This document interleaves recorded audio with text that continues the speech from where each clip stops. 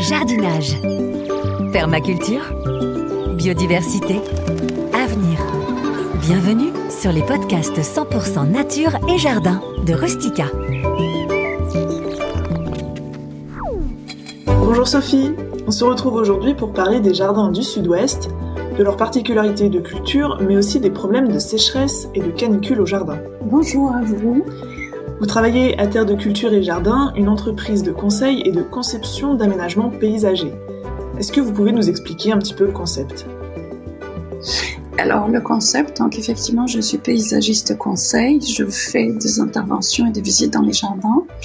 Et mon concept pour une première visite de jardin, en fait, c'est des forfaits de visite de 2 heures qui se passent en fait en 3 temps. Dans un premier temps, en fait, j'envoie un petit questionnaire à mes clients pour me donner une première idée de leurs souhaits, de leurs projets, des difficultés qu'ils rencontrent au jardin. Ensuite, on fixe un rendez-vous pour la visite qui se passe pendant 2 heures. La première heure, on faisait ensemble le tour du jardin.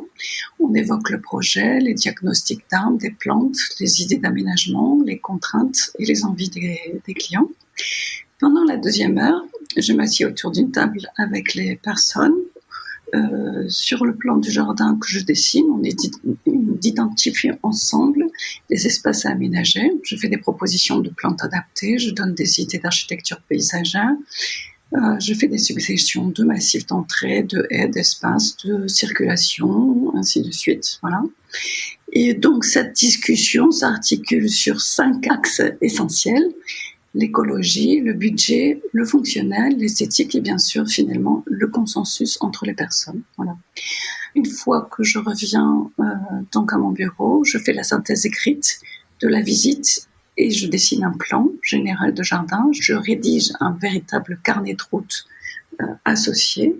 Ces documents vont servir de guide. Ils permettent de hiérarchiser les différentes phases du projet en fonction du budget, des priorités et des besoins identifiés. Voilà, ce projet ensuite peut être réalisé soi-même ou être fait par une entreprise, ou les deux, suivant le courage des personnes et puis le budget de chacun. Voilà. Donc les différentes thématiques que j'aborde avec les clients, ça peut être la remise en état d'un vieux jardin, un diagnostic sanitaire des végétaux, des arbres à retailler, redéfinir peut-être un espace de circulation et de décoration dans le jardin, des espaces à vivre. Ça peut être aussi comme thème l'aménagement d'un jardin petit budget, donc des choses à faire soi-même, à recycler, à bricoler, à semer. Ça peut être aussi la thématique des oiseaux et des animaux au jardin et son écosystème, avec les insectes butineurs, les hérissons, avec donc l'accueil de tous ces animaux au jardin. Ça peut être aussi les jardins de soins pour se reconnecter à la nature, pratiquer une activité physique, apaiser le mental. Ça peut être aussi le jardin gourmand avec la plantation d'arbres et d'arbustes originaux avec des petits fruits. Un jardin de ville, ou ça peut être aussi la création de jardins à partir d'un terrain nu. Ou alors, ce qu'on va aborder peut-être un peu plus loin, le jardin et ses stratégies de réchauffement climatique. Donc, apprendre à observer son jardin, bien choisir ses plantes et adapter. D'accord, donc c'est très complet. Vous travaillez à Toulouse, donc vous avez plutôt des jardins du Sud-Ouest. Est-ce que vous pouvez nous dire un petit peu les particularités de ces jardins ? Alors effectivement, le Sud-Ouest, c'est une région un petit peu particulière, très chaude l'été. On l'a vu cet été avec effectivement des grosses périodes de canicule et de chaleur. On appelle ça les conditions pédoclimatiques de la région sont assez difficiles. Pédo parce qu'effectivement, ça concerne la nature du sol et aussi le climat. Donc, au niveau de la terre, chez nous, effectivement, on a une terre essentiellement argileuse dans beaucoup de cas, donc qui se transforme en croûte dure et sèche l'été, et qui peut être aussi compacte et gorgée d'eau au moment des pluies. Donc il faut lui apporter régulièrement de la manière organique et l'ameublir, la nourrir avec du terreau ou du compost maison, de manière à ce que les végétaux puissent bien se développer et développer leur système racinaire dans le sol. Et à la plantation, effectivement, moi je préconise, par exemple pour la plantation d'arbres, un gros décompactage de la terre, ça peut être sur 1 mètre cube. Donc, on enlève la partie supérieure de la bonne terre végétale que l'on réserve de côté. On enlève ensuite la terre minérale qui se trouve dessous sur 1 mètre cube. Et ensuite, on rebouche en respectant bien les couches. Voilà. Donc, on a décompacté un gros volume. Et ensuite, on peut faire un trou de plantation avec un mélange de terreau et de terre de jardin pour planter notre arbre. Voilà. Ce qui permettra après aux racines, au système racinaire des arbres de se développer plus facilement dans cette terre décompactée. À cette terre, effectivement, qui va sécher rapidement l'été, on va y mettre une bonne couche de BRF ou alors de branchage et de déchets de tonte en quantité importante, ça peut être 10 à 15 cm, de manière à justement limiter l'évaporation d'eau l'été. Voilà. Donc le climat toulousain, comme je vous le disais, était un peu particulier. C'est un climat mixte au carrefour de différentes influences. On a des influences humides de l'Atlantique en vent d'ouest en période froide et des influences d'air sec et le fameux vent d'automne qui vient de la Méditerranée. Donc il peut y avoir des périodes très froides en hiver, de moins en moins, je vous avoue, avec le réchauffement climatique, et puis des périodes froides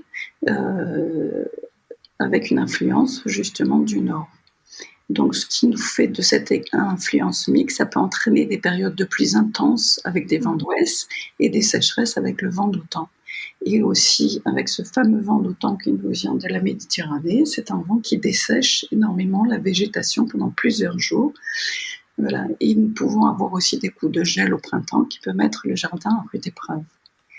Donc effectivement, ce contraste assez fort doit se gérer au jardin entre humidité, sécheresse, froid et chaleur. D'accord. Et du coup, comment vous feriez justement pour éviter d'abîmer le jardin, en tout cas pour protéger le jardin des fortes pluies ? Alors, avec le changement climatique, justement, moi je préconise finalement d'organiser, alors justement avec d'abord les sécheresses et les chaleurs qu'on a l'été.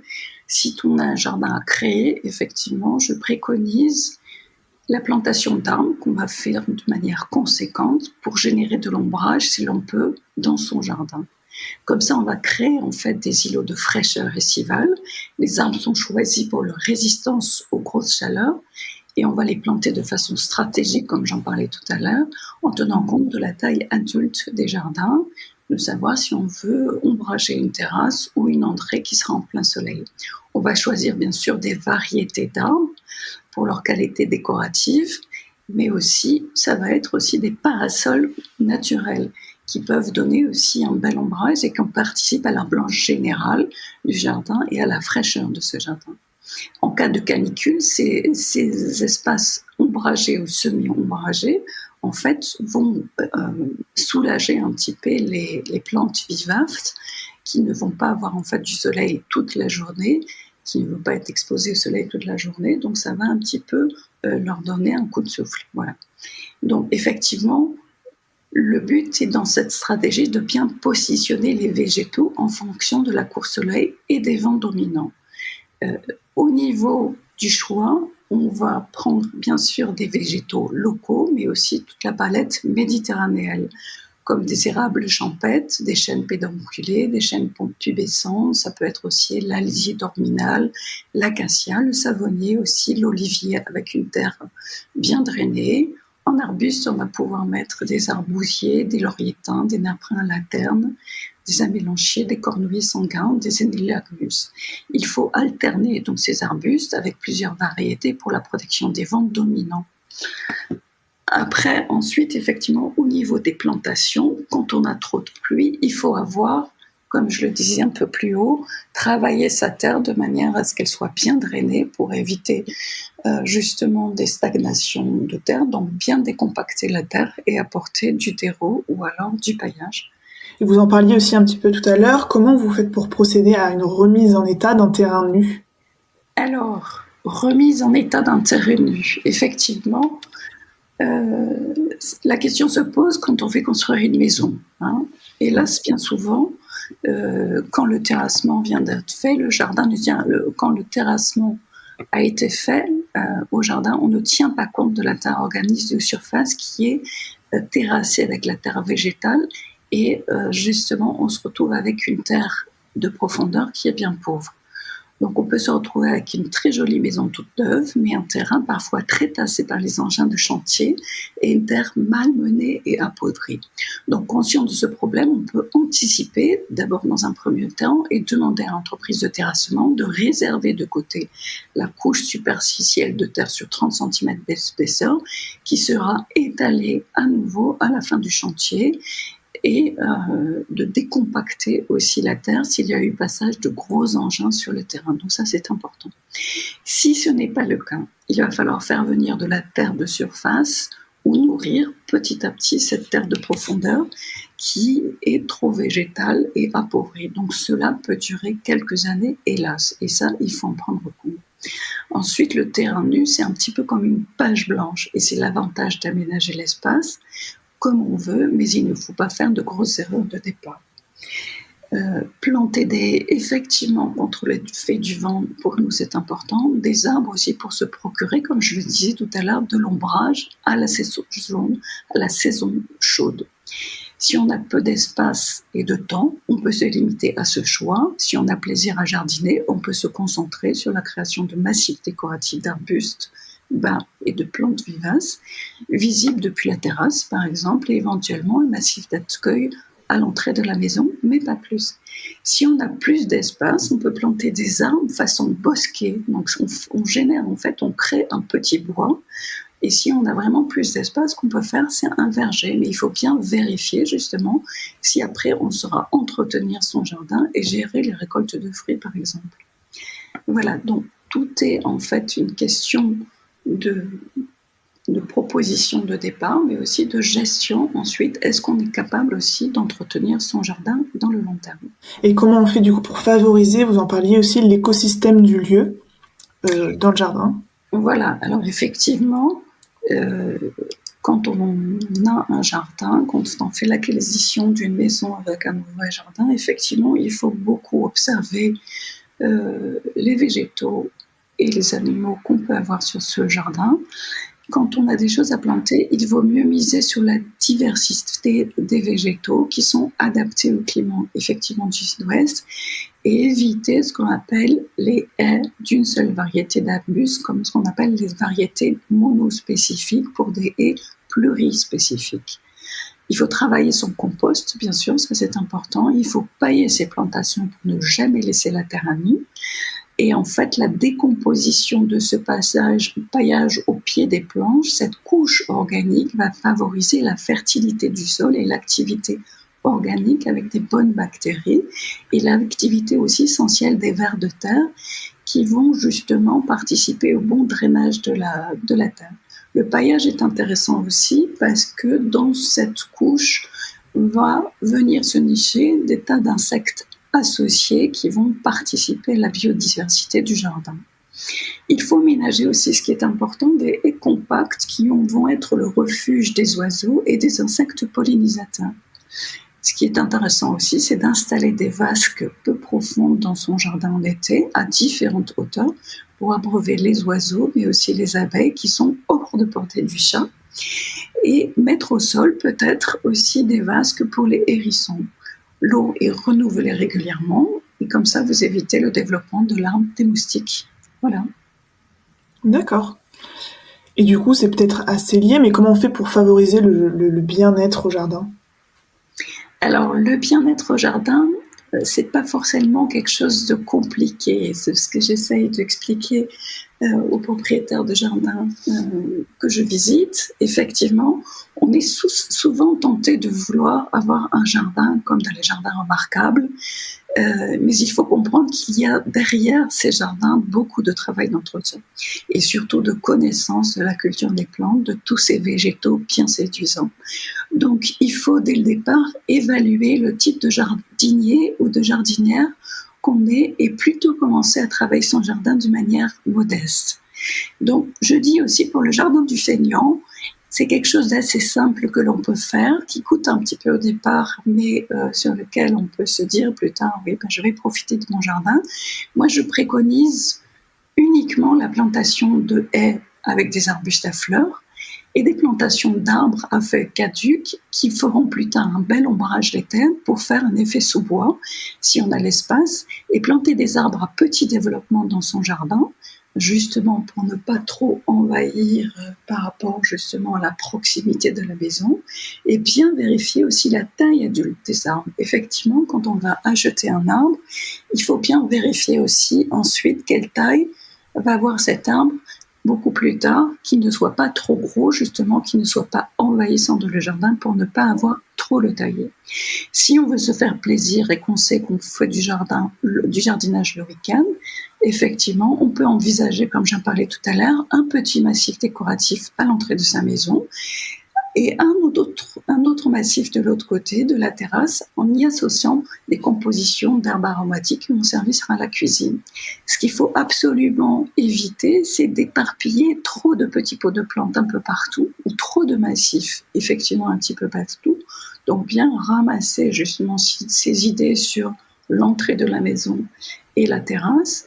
Et puis on va planter bien sûr des plantes qui nécessitent peu d'arrosage et qui sont vraiment adaptés à notre climat chaud et sec. Voilà.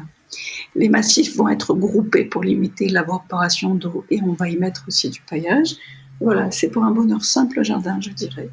Mais ce n'est pas la qualité des végétaux qui va faire la différence. Mais ce n'est pas la quantité, des végétaux qui va faire la différence.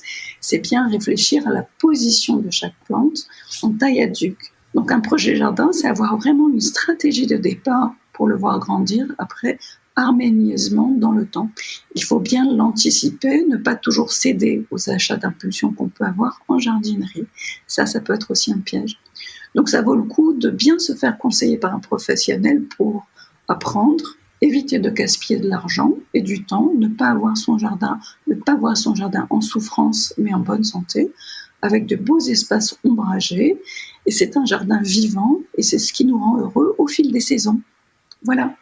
Donc si on essaye de faire le bilan et qu'on est un petit peu perdu dans la gestion d'un jardin, on se rend compte que la priorité c'est quand même de nourrir le sol, de planter des haies et d'essayer de faire attention au biotope de sa région. Oui, voilà. Et puis justement, comme je disais, c'est aussi travailler l'ombrage de son jardin, générer des zones de fraîcheur. Il n'y a rien de plus beau qu'un jardin ombragé et de bien voir justement où on va s'asseoir sous les arbres l'été pour déguster un repas en famille ou entre amis. Voilà. Et donc du coup, on évitera justement les gros espaces de jardin qui sont trop au soleil. Merci beaucoup Sophie pour tous ces précieux conseils. Merci. Donc désormais, si on a des difficultés à cultiver son jardin dans le sud-ouest, il ne faut pas hésiter à faire appel à Terre de Culture et Jardin. Merci d'avoir suivi notre podcast et retrouvez tous nos conseils en kiosque dans le magazine Rustica ou sur rustica.fr